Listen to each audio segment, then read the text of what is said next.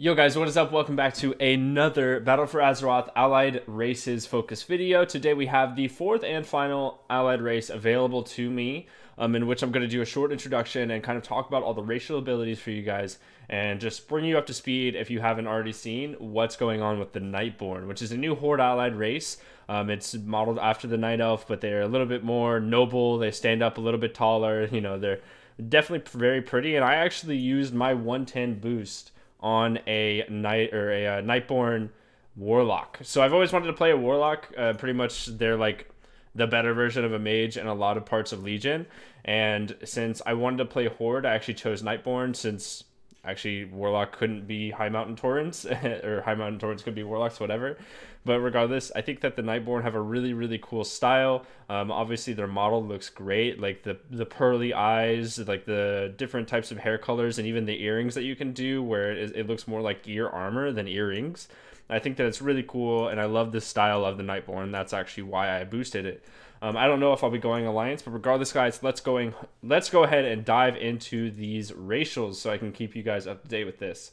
Very first racial ability that you have is called Cantrips. I mentioned this in my Lightforged Draenei video.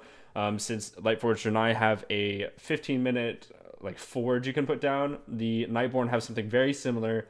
And what this means is that every 10 minutes you can actually conjure a brand new mailbox for you to use. And I think this is super cool because not a lot of people are like engineers nowadays, so you don't have the Molly mailbox very often. And I just think that it's really cool that you do have a portable mailbox, and it's only on a 10-minute cooldown. That's very convenient, and it's also nice to see that Blizzard doesn't always add stuff that is so based on power level, because people are so focused on power level when it comes to racials. So having that extra mailbox is just something cool. It's just something nice, nothing really serious, and it definitely is a little bit convenient. Moving on from that, we do have Ancient History, which is another one that is very like utility, kind of not that serious. It increases your inscription skill increased by 15. All right, so if you're looking to pick up that scribe profession, you're probably going to want to be a Nightborne. That 15% or that 15 skill rating, not 15%, is definitely helpful whenever you're doing that profession. You have Arcane Resistance, and this is something you've seen a lot throughout all of the allied races, is that like Void Elf, they're 1% more resistant to the void or shadow damage, right? And then you have the Lightforged Draenei, which is a little bit more durable towards holy damage. And then the same goes with the Nightborne. You actually take 1% less damage from Arcane, and there's really nothing special about that. It's just nice to see that there's a little bit of durability if you are going to be playing Nightborne. I can't imagine a specific scenario where this would be like extremely important to have. But it is in the game, you know, it's just something that you have to take a little bit less arcane damage. So maybe if you're fighting an arcane mage or something, you can benefit from that. I don't really know. And last but not least, we have, oh wait, sorry, no, not last but not least, we have Magical Affinity, which is very similar to the Arcane Resistance. You increase your magical damage dealt by 1%. So casters are a little bit better as a Nightborne, which means like Warlock will get a little bit more damage, just 1% though, nothing crazy. You know, playing like a mage, or even I don't know what else can Nightborne be that have magic damage. Maybe like an assassination rogue or a priest, I guess. So you do get 1% more magical damage, which means that casters are a little bit more important as a Nightborne than playing like a Nightborne warrior, right? So this is the active ability for the Nightborne. It's called Arcane Pulse, and this is something I want to talk about at length, and it's more of the focus of this video. It's actually the only active ability that is based on combat for the Nightborne. It deals 30,000 damage at level 110 to nearby enemies, reduces their movement speed by 50% for 12 seconds. So I'm actually standing by a couple training dummies. I'm going to show you Arcane Pulse. That's what it looks like. It's just like this big pulse of arcane energy that goes out of you and slows everyone by 12 seconds, or for 12 seconds by 50%.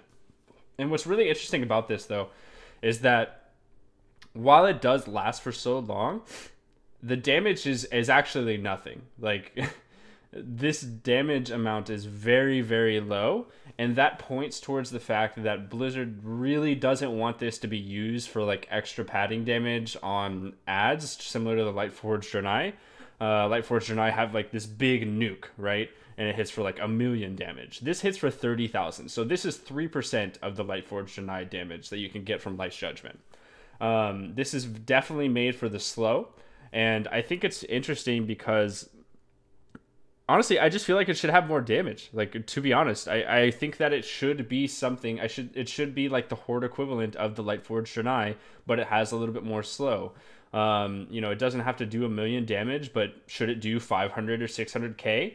Probably. I think that it should be a little bit more useful towards just the damage, and then having that slow as a secondary like benefit to it. And the reason for that is because, you know, there's really not a whole lot of classes that don't have a slow. Like, even as an Affliction Warlock, I don't have a slow in like my base class, but I do, like, if I were to get the ring. What this does is it slows enemy movement by 60% if I use my Seed of Corruption, which puts corruption on everything. So basically, every single target that I use a corruption on will be slowed by 60% for this legendary. So that, like, this right here, this legendary, if I were to use this, makes my racial ability completely useless. You know, a 50% slow doesn't even do anything whenever there's a 60% slow on a target. So it's really interesting to see this. I hope that this does get a little bit more of a buff, a little bit more damage into it, because I want it to be used in a situation where this ability can be useful on like every single cooldown. So if, say, you're in a Mythic Plus, or say you're bursting a target down in an arena, or you have a bunch of like ads and an ad boss in a raid, or even like in the upcoming Warfronts and Islands, like if you are incentivized to use this every single cooldown, every single 3 minutes, that's what I want. I want abilities that are constantly useful. And we look at like High Mountain Torrent, for example. They have a 1.5 second knockdown stun every 2.5 minutes. And that, in combination with like Void Elf with their mobility, their spatial rift, and then the Lightforged Draenei who has this big nuke, like all of those are very useful. And I think that this is probably the least useful racial abilities out of all of the allied races we've seen so far.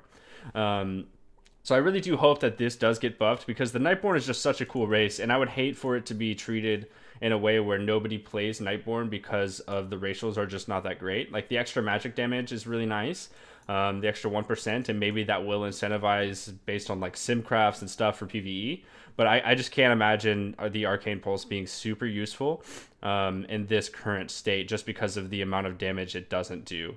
So that's just my point of view on it, guys. I would love to know your thoughts. If you want to leave a comment down below, just like telling me what your thoughts are on the Arcane Pulse and the Nightborne race in general, definitely go ahead and do that. Like, I want to know your opinion, and I want to know what the community has to say about this ability as well. But I just wanted to give my point of view on it, because I'm interested in all of the allied races, and I want to not only define which ones are the best ones, but also define the weakest ones as well. And this is something that I'll be doing throughout the entire Battle for Azeroth Alpha, when I look at classes, when I look at all sorts of different types of the game modes, whether that's dungeons or warfronts or whatever. So that's it for me today, guys. I hope you enjoyed this video. If you did, be sure to give a big thumbs up, show the channel some support, and also support the video if you enjoyed it. Obviously, thumbs down if you didn't like the video, but let me know down in the comments below, or the comments below, why you didn't like the video.